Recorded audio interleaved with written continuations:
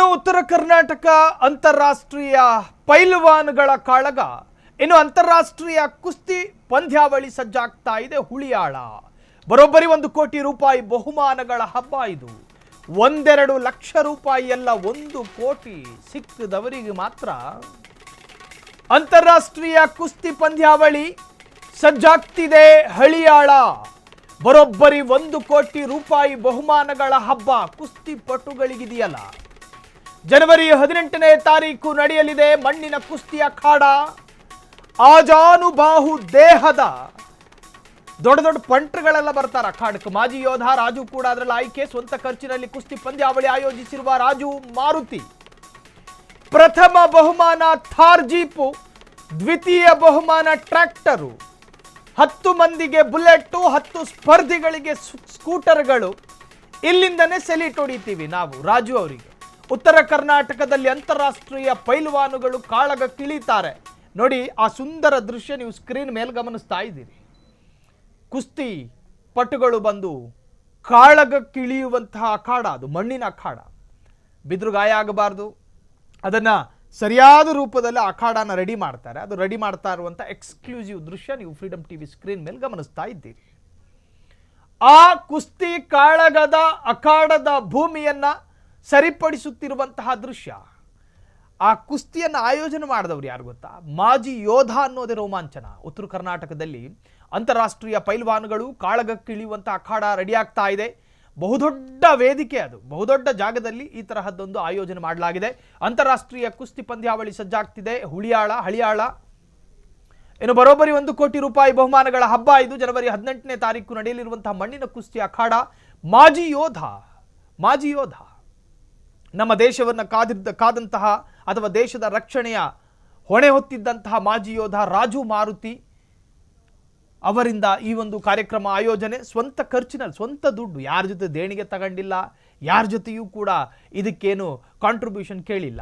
ಸ್ವಂತ ದುಡ್ಡಿನಲ್ಲಿ, ಸ್ವಂತ ಖರ್ಚಿನಲ್ಲಿ ಇದೊಂದು ಕ್ರೀಡೆಯ ಮೇಲಿರ್ತಕ್ಕಂತಹ ಪ್ರೇಮ, ತನ್ನ ರಾಜ್ಯದ ಮೇಲಿರ್ತಕ್ಕಂಥ ಒಂದು ಅತಿಯಾದಂತಹ ಪ್ರೀತಿ ಇದಕ್ಕೆ ಕಾರಣ. ಸ್ವಂತ ಖರ್ಚಿನಲ್ಲಿ ಕುಸ್ತಿ ಪಂದ್ಯಾವಳಿ ಆಯೋಜಿಸಿರುವ ರಾಜು ಮಾರುತಿ. ಪ್ರಥಮ ಬಹುಮಾನ ಥಾರ್ ಜೀಪು, ಈಗ ಟ್ರೆಂಡ್ ಆಗಿರ್ತಕ್ಕಂಥ ಜೀಪ್ ಅದು. ಆ ಜೀಪನ್ನು ಬಹುಮಾನ ಆಗಿ ಕೊಡಲಿದ್ದಾರೆ. ಪ್ರಥಮ ಬಹುಮಾನ. ದ್ವಿತೀಯ ಬಹುಮಾನ ಟ್ರ್ಯಾಕ್ಟ್ರು, ರೈತರಿಗೆ ಸಂಬಂಧಪಟ್ಟಿರೋದು. 10 ಮಂದಿಗೆ ಬುಲೆಟ್, 10 ಸ್ಪರ್ಧಿಗಳಿಗೆ ಸ್ಕೂಟರ್ಗಳನ್ನು ಕೊಡೋದಕ್ಕೆ ರಾಜು ಅವರು ಸಿದ್ಧತೆಯನ್ನು ಮಾಡಿಕೊಂಡಿದ್ದಾರೆ. ಅದಕ್ಕೆ ಸಂಬಂಧಪಟ್ಟ ಹಾಗೆ ಒಂದಷ್ಟು ಜನ ಕೂಡ ಮಾತನಾಡಿದ್ದಾರೆ. ಕೇಳಿಸ್ಕೊಂಡು ಬರೋಣ.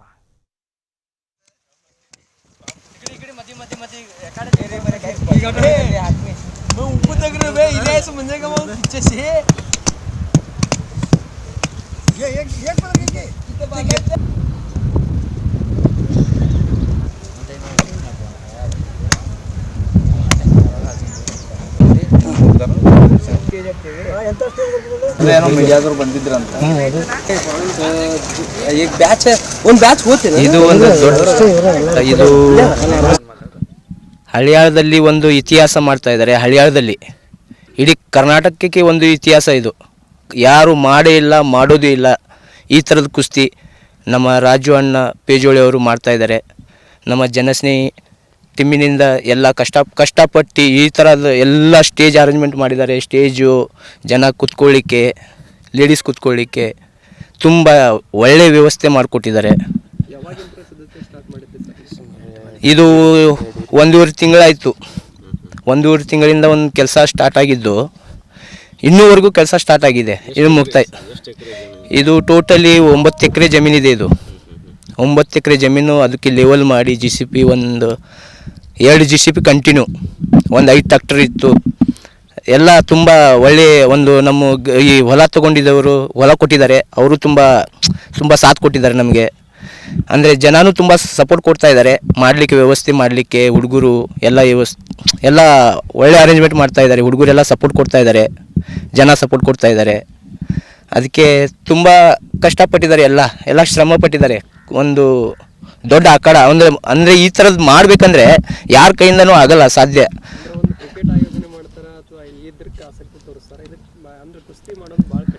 ಭಾಳ ಕಡಿಮೆ, ತುಂಬ ಕಡಿಮೆ. ಅಂದರೆ ಕುಸ್ತಿ ಕಲೆ ಅನ್ನೋದು ಮಾಸಿ ಹೋಗ್ತಾ ಇದೆ. ಅದಕ್ಕೋಸ್ಕರ ಈ ನಮ್ಮ ಕುಸ್ತಿಗೆ ಬೆಂಬಲವಾಗಿ ನಿಂತಿದ್ದಾರೆ ರಾಜಣ್ಣವರು. ಅಂದರೆ ತುಂಬ ಬೆನ್ನೆಲುಬು ಥರ ನಿಂತ್ಕೊಂಡು ಬಿಟ್ಟಿದ್ದಾರೆ. ಅವನು ಬೆಳೆಸೋಣ, ಕುಸ್ತಿ ಪಲ್ವಾನರಿಗೆ ಬೆಳೆಸೋಣ, ನಮ್ಮ ಹಳ್ಯಾದಿಂದ ಒಲಿಂಪಿಕ್ಗೆ ಹೋಗಲಿ, ಒಲಿಂಪಿಕ್ ಆಡಲಿ, ಇಂಟರ್ನ್ಯಾಷನಲ್ ಲೆವೆಲ್ಗೆ ಬೆಳೀಲಿ ಹುಡುಗರು ಮಕ್ಕಳು. ಅದಕ್ಕೆ ತುಂಬ ನಮ್ಮ ರಾಜು ಅನ್ನೋರು ಸಪೋರ್ಟ್ ಮಾಡ್ತಾ ಇದ್ದಾರೆ, ಸಾಥ್ ಕೊಡ್ತಾ ಇದ್ದಾರೆ. ಅವರಿಗೆ ಜನನೂ ಸಾಥ್ ಕೊಡಬೇಕು ಅಂತ ನಾನು ತುಂಬ ಇದು ಮಾಡ್ತಾ ಇದ್ದೀನಿ. ಪೇರೆಂಟ್ಸು ಮಕ್ಕಳಿಗೆ ಆ ಮೊಬೈಲ್. ಪ್ರಮುಖರು ಯಾರ್ಯಾರು ಬರ್ತಾ ಇದ್ದಾರೆ ಸರ್?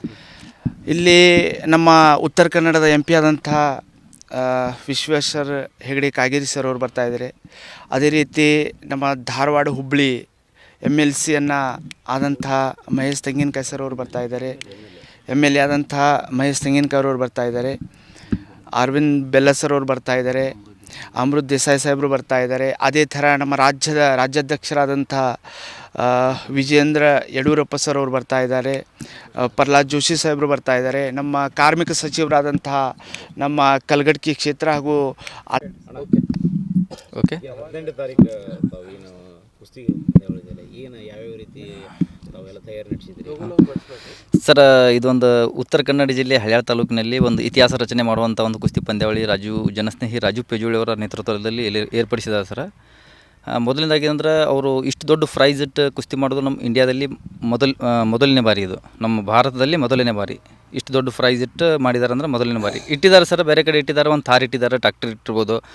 ಇವರು 10 ಬುಲೋಟ್, ಆಮೇಲೆ 5 ಸ್ಪ್ಲೆಂಡರ್, 5 ಸ್ಕೂಟಿ, ಆಮೇಲೆ ಒಂದು ಥಾರ್, ಒಂದು ಟ್ರ್ಯಾಕ್ಟರ್ ಇಟ್ಟು ಮಾಡೋದು ನಮ್ಮ ಹಳ್ಯಾಳ ತಾಲೂಕಿನಲ್ಲಿ ನಮ್ಮ ಇಂಡಿಯಾದಲ್ಲೇ ಮೊದಲನೇ ಫಸ್ಟ್ ಟೈಮ್ ಇದು ಸರ್. ಇದು ಮತ್ತೊಂದು ಏನಂದರೆ ಇಲ್ಲಿ ಇದು ಇಂಟರ್ನ್ಯಾಷನಲಿಂದ ಪೈಲ್ವಾನ್ ಬರ್ತಾರೆ ಸರ್. ಇಲ್ಲಿ ಇಂಟರ್ನ್ಯಾಷನಲಿಂದ ಇರಾನಿಂದ ಬರ್ತಾಯಿದ್ದಾರೆ.